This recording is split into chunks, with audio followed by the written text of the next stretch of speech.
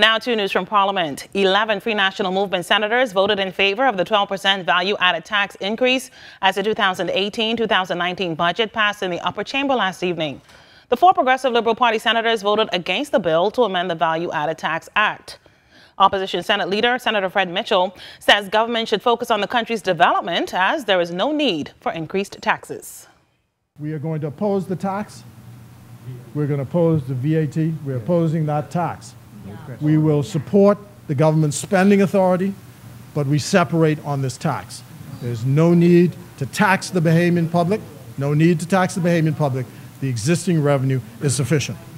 That, I think, draws out the philosophical lines insofar as I can in this limited time that I have, and I think that makes the difference between us and the FNM.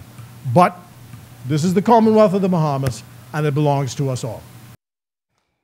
During the debate, Government Senate Leader, Attorney General and Minister of Legal Affairs, Senator the Honorable Carl Bethel, clarified some of the Progressive Liberal Party's concerns relating to an opinion about oil transshipment companies as well as value-added tax. Senator Bethel says when the opinion was written in 2017, it said that $5 million was owed to Borco and $1.3 million was owed to Stat Oil, both Grand Bahama-based oil companies.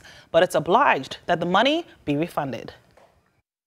The impression that was sought to be created was that we were doing something that we were not legally obliged to do in favor of rich foreigners while increasing taxes on Bahamians.